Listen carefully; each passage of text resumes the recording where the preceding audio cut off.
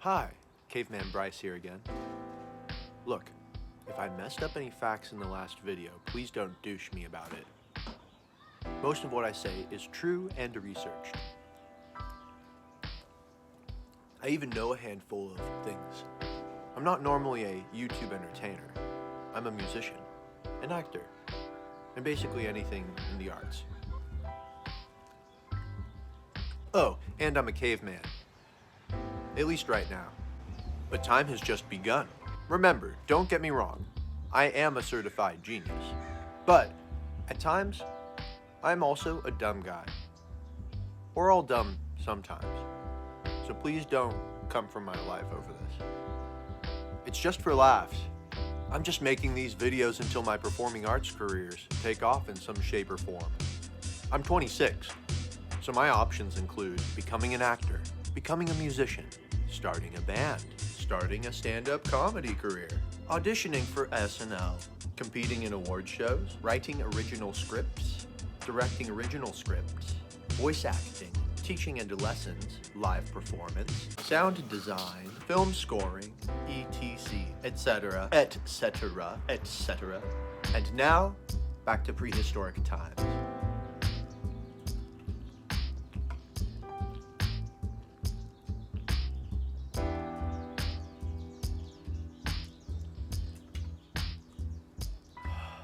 I have rocks, fire, weapons, and my voice.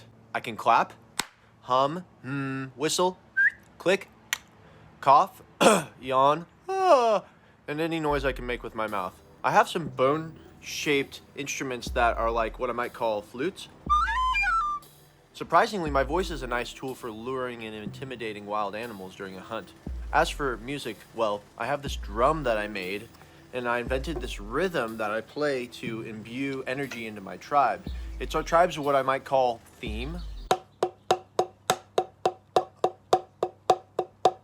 I guess you could call it a song, but we can't record any songs. I just created the song to symbolically represent our tribe so that I just created the song to symbolically represent our tribe so that should we run into other tribes, they would know who we were and see us while our tribe's song sounds on the drum. I'm thinking of adding flute to it and giving it some tonality. But I don't really understand notes. I basically just play with this flute until sound comes out of it.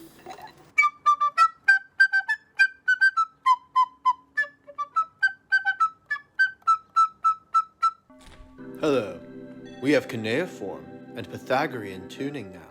We discovered a 12-note scale. We're also writing some of the first music. Look at the Psycholos epitaph. Isn't it gorgeous? This thing called music must be some gift of the gods, a spiritual science. We're like the first Scientologists. Greece has double pipes.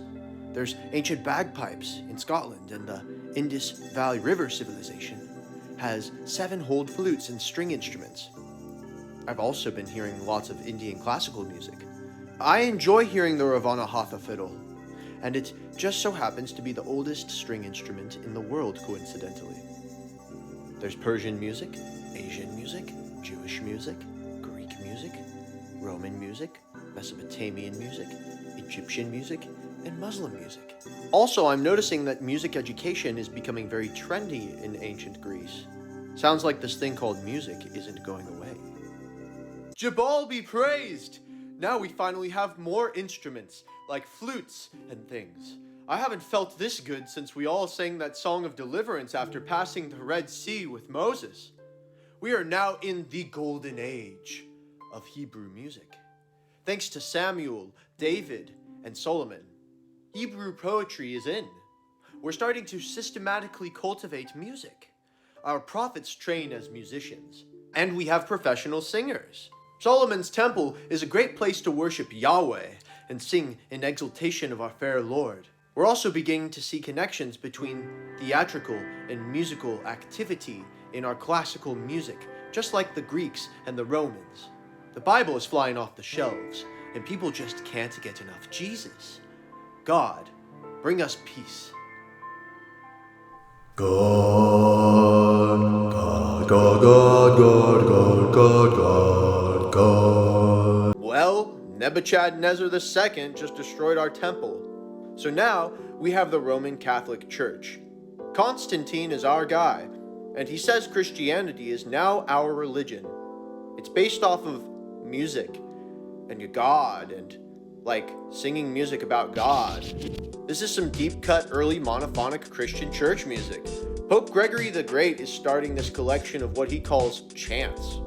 They're these sheets of paper with lines and dots, and on the lines they have words underneath them. I'm guessing that I sing the word on the pitch designated by the dot, and the pitch is like designated by that C at the beginning of the lines. Well, guess what? Constantine loves it. So much so that he dubs them Gregorian chants to honor Mr. Pope. Wow, we just discovered something pretty neat. For centuries, we've all been singing in monophony, meaning we're all singing the same pitch at the same time in unison. But now, that's boring.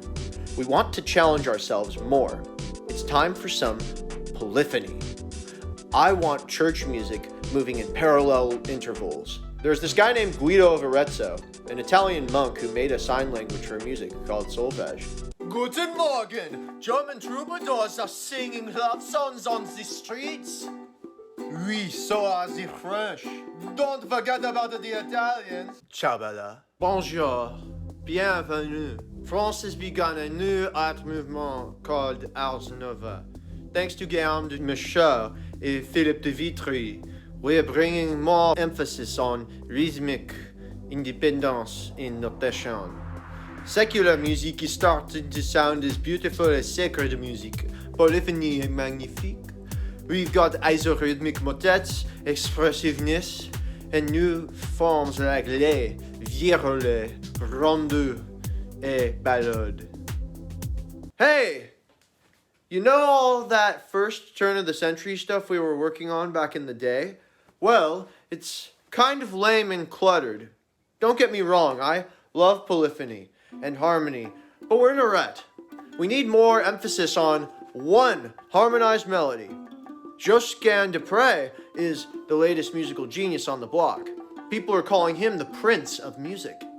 He's been getting work in Italian and French courts, and they say he's going to work at the Sistine Chapel for the king.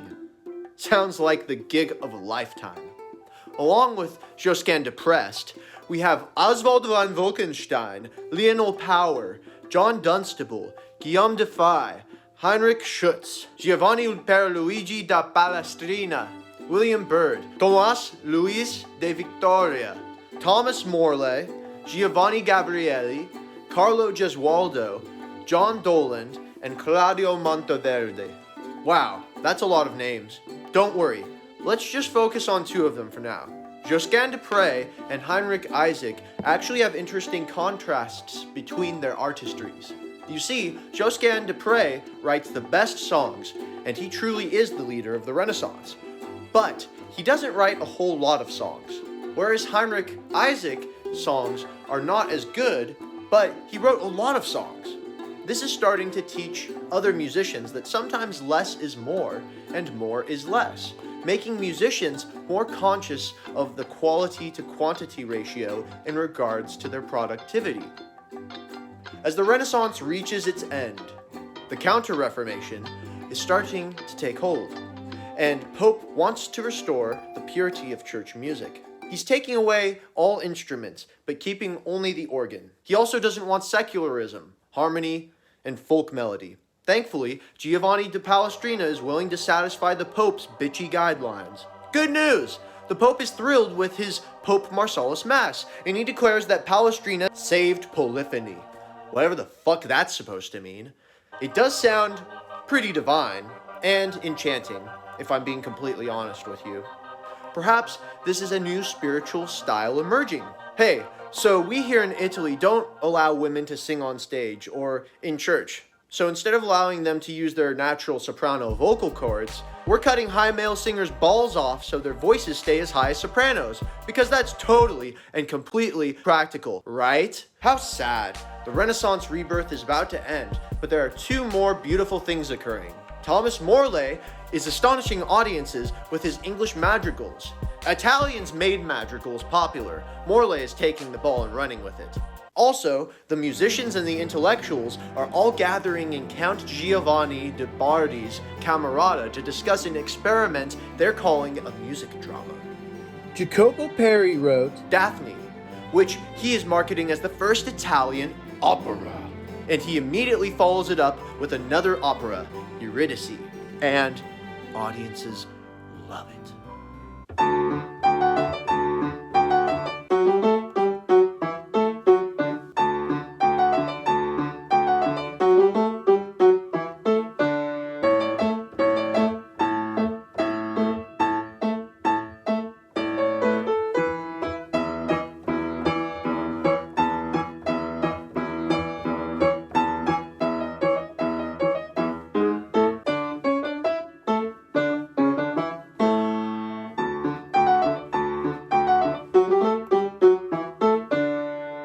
Salutations, fair fellow bougie trash. Welcome to the Baroque period.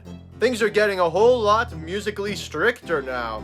We're talking form. We're talking ornamental works of the highest. Fuck your rebirth. Class is in session. Let's see what the lineup is for Baroque cella. Jacopo Peri, Claudio Monteverdi, Girolamo Frescobaldi, Francesco Cavalli, Giacomo Carissimi, Jean-Baptiste Lully, Arcangelo Corelli, Henry Purcell, Alessandro Scarlatti, François Couperin, Antonio Vivaldi, Georges-Philippe Telemann, Jean-Philippe Rameau, Johann Sebastian Bach, and George Friedrich Handel. So opera is all the rage. Claudio Monteverdi set the pace with Orfeo. Francesca Caccini is the first female composer who wrote an opera ballet called La Liberazione di Ruggiero. Wow. A woman wrote an opera? Maybe they'll start allowing them on stage. Guess what? Ben Jonson produced this court masque called Claridia, and I swear, I saw female singers on stage for the first time. This should have happened a long time ago, but at least it happened.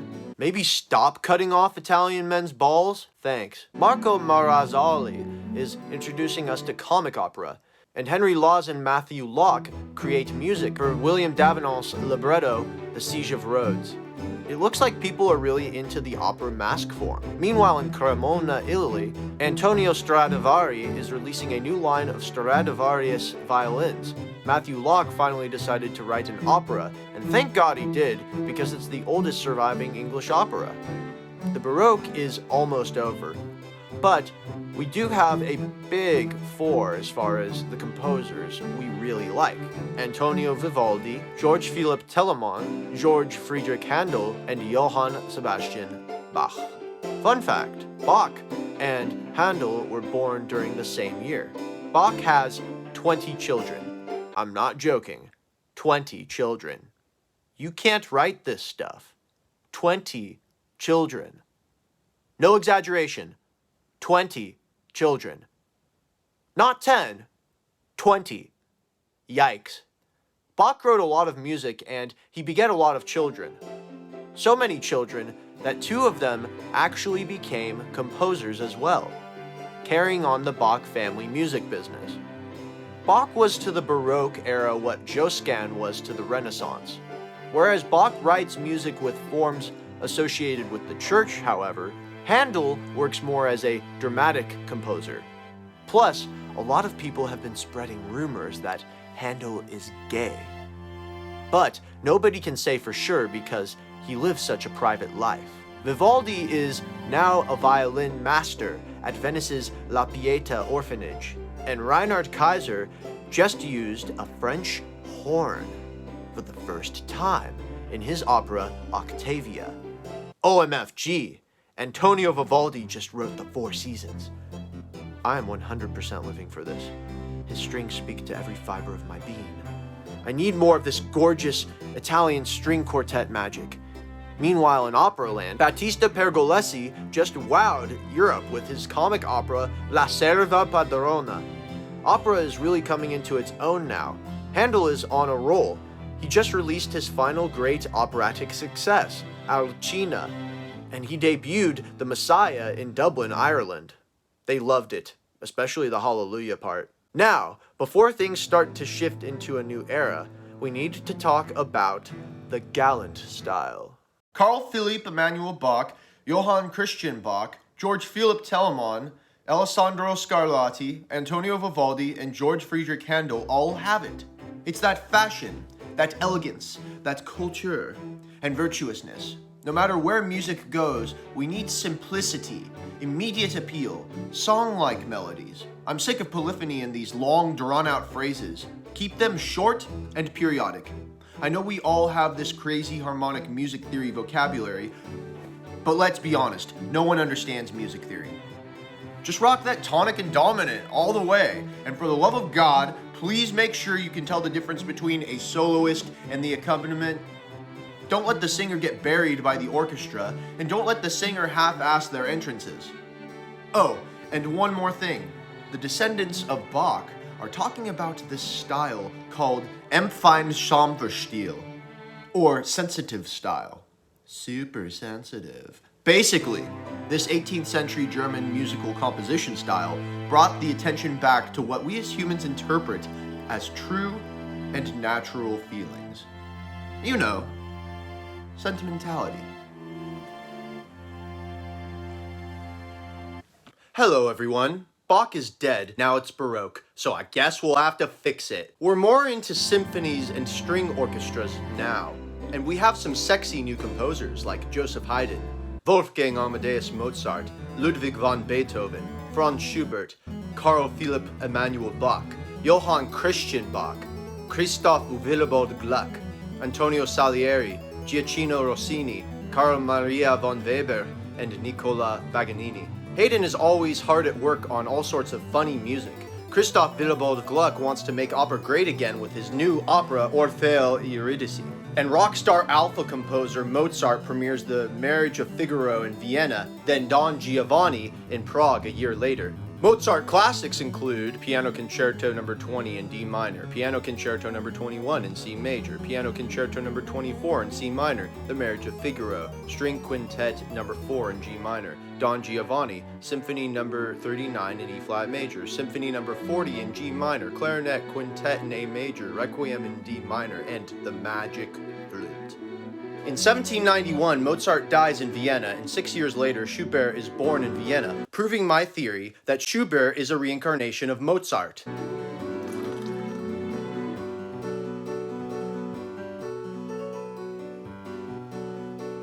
This isn't wine, this is seltzer. Welcome to the Romantic era. Again. We have a lot of composers now, including Friedrich Chopin, Fanny Mendelssohn Hensel, Franz Joseph Liszt, Giuseppe Verdi, Clara Wieck Schumann, Antonin Dvorak, Johannes Brahms, Claude Debussy, Richard Strauss, Vincenzo Bellini, Hector Berlioz, Georges Bizet, Edvard Grieg, Gustav Mahler, Richard Wagner, Modest Mussorgsky, Jacques Offenbach, Robert Schumann, Piotr Tchaikovsky, and Franz Schubert the Magnificent. Beethoven is reaching the peak of his music career. He is a visionary. He's prolific. He's producing some of the best works of his life. He just produced his third symphony, Eroica, ushering in the Romantic period. Move over, classical formality. Hello, beautiful subjectivity. I mean, when you play as well as Beethoven, you're allowed to have some level of subjectivity. He also just completed his Symphony No. 5. It took my breath away. It may very well be the most popular classical work ever written. I don't think I've heard anything as good as Symphony No. 5. Beethoven classics include Piano Sonata No. 14 in C sharp minor, or the Moonlight Sonata, Symphony No. 3 in E flat major, or the Heroic Symphony, Piano Sonata No. 23 in F minor, Appassionata, Piano Concerto No. 4 in G major, Violin Concerto in D major, Symphony No. 5 in C minor, Symphony No. 6 in F major, Pastoral Symphony, Piano Concerto No. 5 in E flat major, Symphony No. 7 in A major. How long is this? Piano Sonata No. 32 in C minor, Mis Solemnis in D major, Symphony No. 9 in D minor, String Quartet No. 13 in B flat major, String Quartet No. 15 in A minor, and finally, String Quartet No. 14 in C sharp minor. Wow, that's a lot. And I thought Mozart was the next Bach.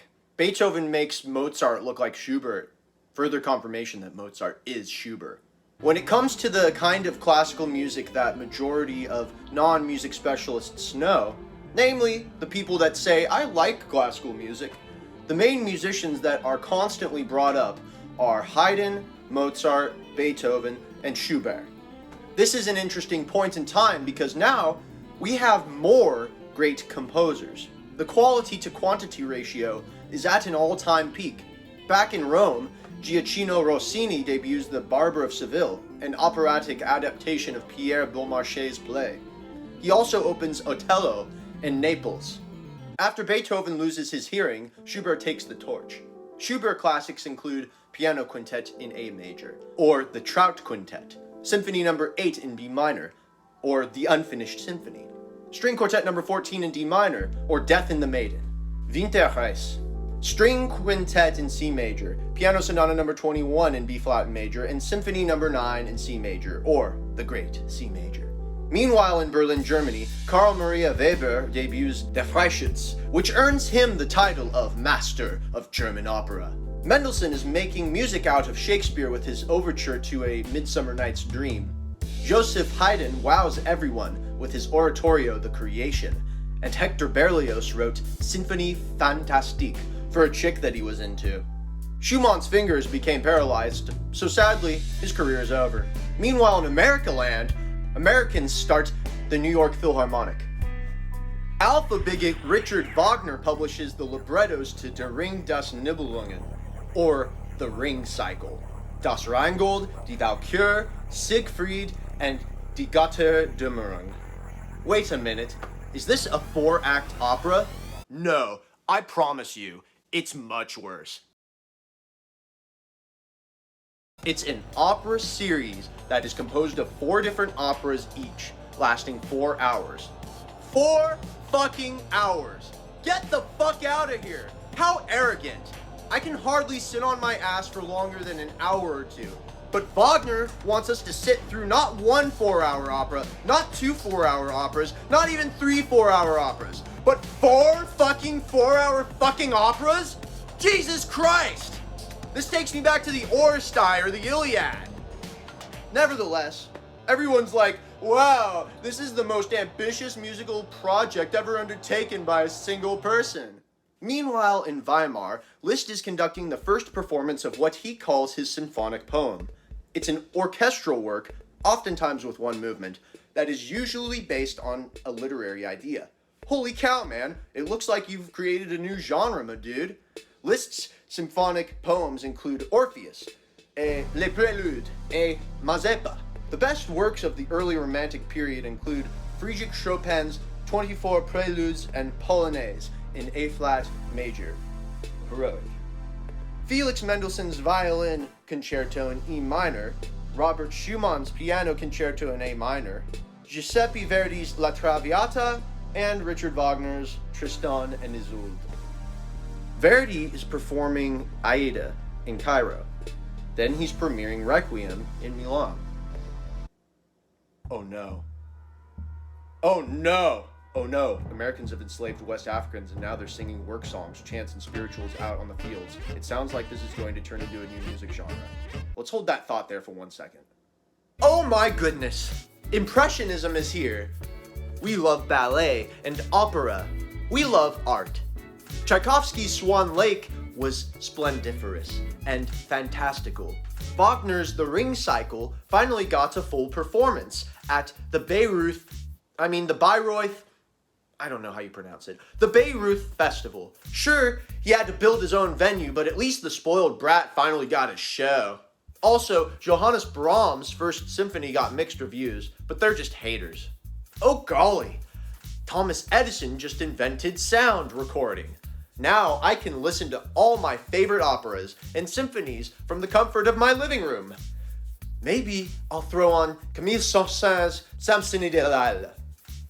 Edison also patented for the phonograph. I'm loving this new technology we're getting. John Payne debuts the first American symphony in spring, and Tchaikovsky writes the 1812 overture in celebration of the Russians' defeat of Napoleon Bonaparte. All of a sudden, everyone starts making orchestras. Americans form the Boston Symphony Orchestra, and Germans form the Berlin Philharmonic. Also, the Metropolitan Opera House opens for the first time in New York. Back in London, Gilbert and Sullivan debut, the Mikado. Richard Strauss, writes Don Juan, a symphonic poem that earns him international fame. Howdy folks, welcome to the modern age. We've got Impressionism, Expressionism, Neoclassicalism, Serialism, and any other isms you can think of, good or bad. At this point, there are too many composers and pieces to count. Everyone and their mother and brother are composing songs now. There's Tchaikovsky's The Nutcracker, Debussy's Prélude à l'après-midi d'enfant, Giacomo Puccini's La Bohème, John Sibelius's Finlandia, Igor Stravinsky's The Rite of Spring, and Aaron Copland's Appalachian Spring. Again, please don't cancel me if I don't mention your favorite piece. I like to be thorough, but I also like to make videos that aren't 10 hours long.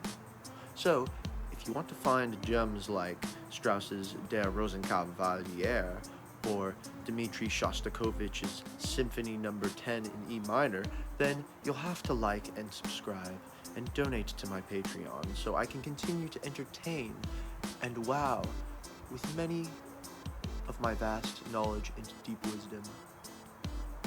Now back to our scheduled programming. Yeah, Tchaikovsky debuts The Sleeping Beauty in St. Petersburg, and it is gorgeous, spellbinding, and enchanting as always. Meanwhile in America land, Carnegie Hall just opened in New York. Dvorak composes and debuts Symphony No. 9 from the New World, helping America find its place in the annals of music history. African Americans, and some white guys, have been having a lot of fun playing this new style of music called ragtime, which itself is a combination of African music, Indian rhythms, and European musical forms. Meanwhile, in Helsinki, Finland, John Sibelius premieres Finlandia. Go Finland! Mahler was back in Munich, Germany, debuting his 4th Symphony, and they called it his most popular work so far, while Claude Debussy brought Impressionism into music with Palais and Melisandre at the Opéra Comique in Paris. The English have finally established the London Symphony Orchestra. Oh my gosh, have you heard Arnold Schoenberg's Book of Hanging Gardens? He's utilizing dissonance to create beautiful music. But wait, isn't dissonance a lack of agreement? Why would anyone want to make music that is disagreeable? Haven't we been talking about harmony and polyphony and all that? Is subjectivity peaking? Nah, man. This is deeper.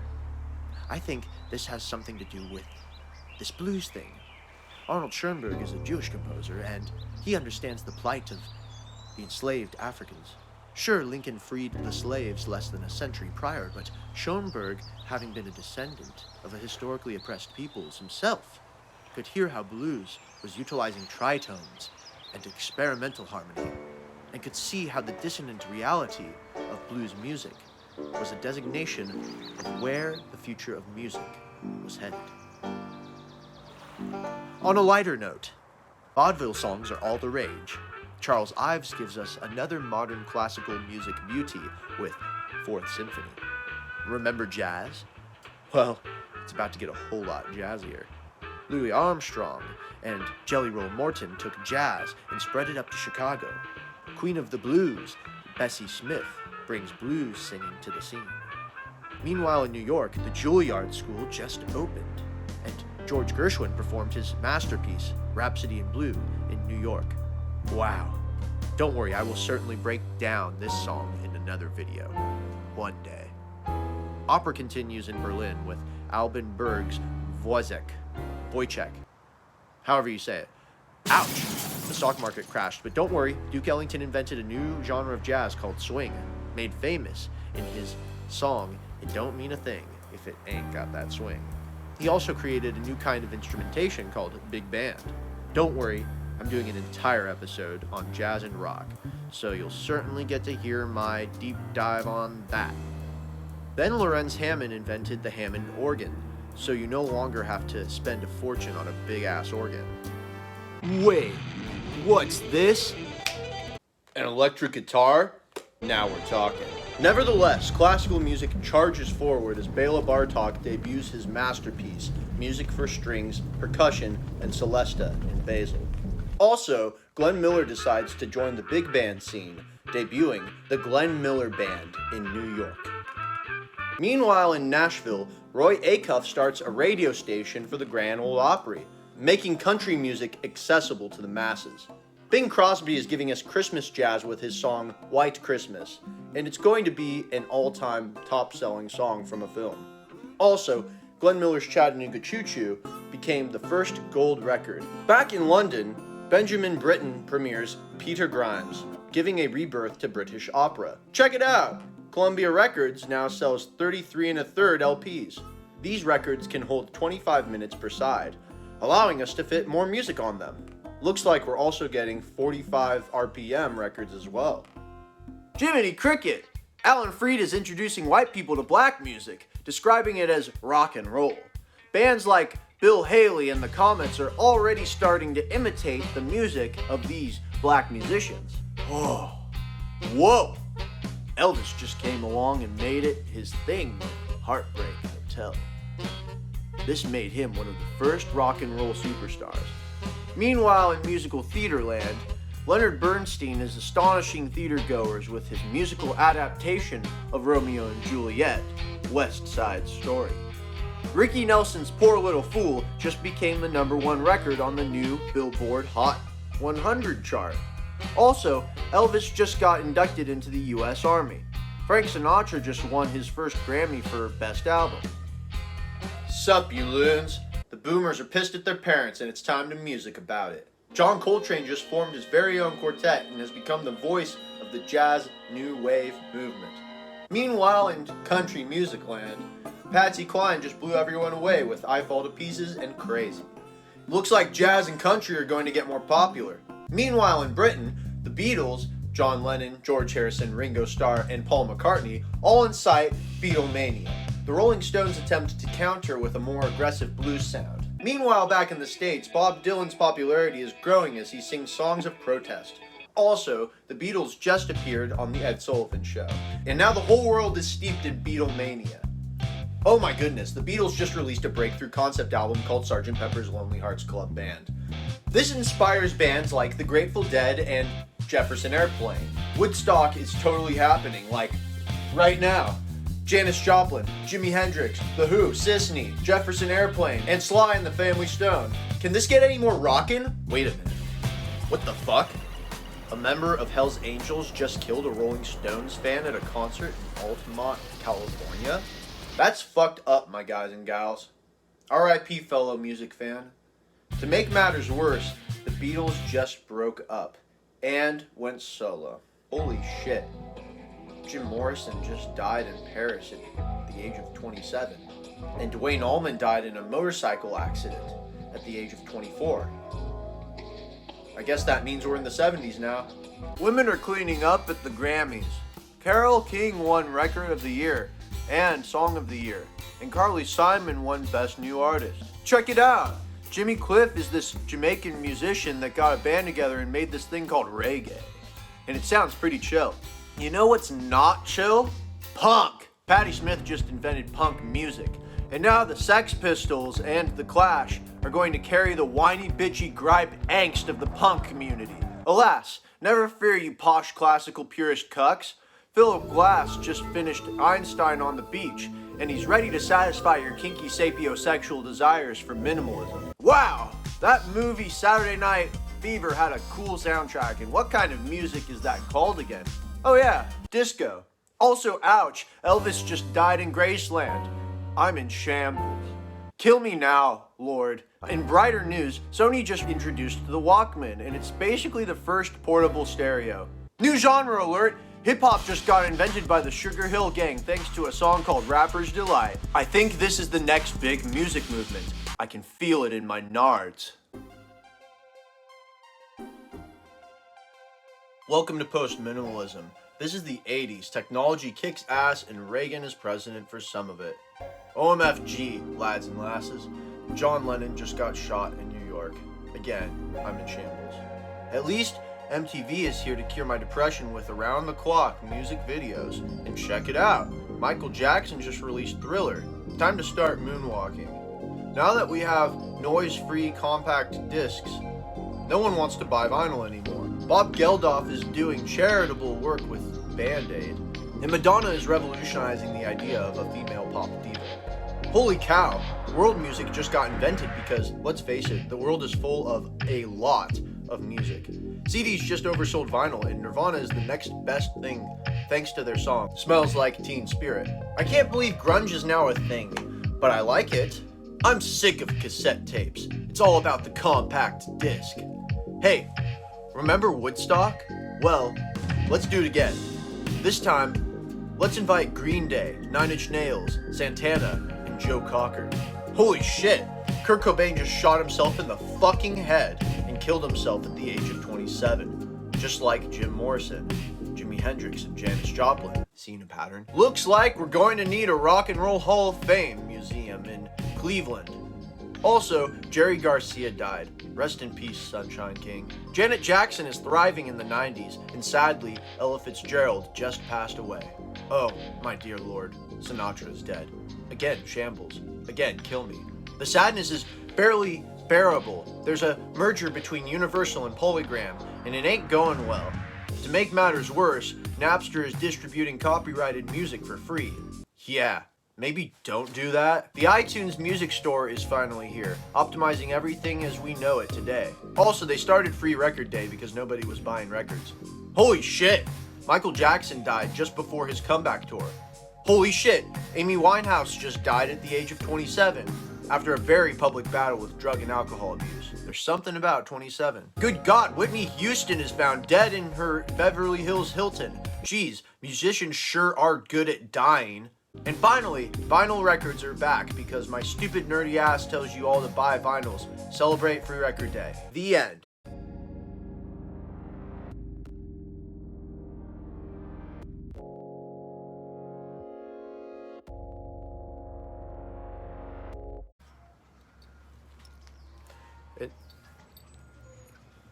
And now it's time to talk about music.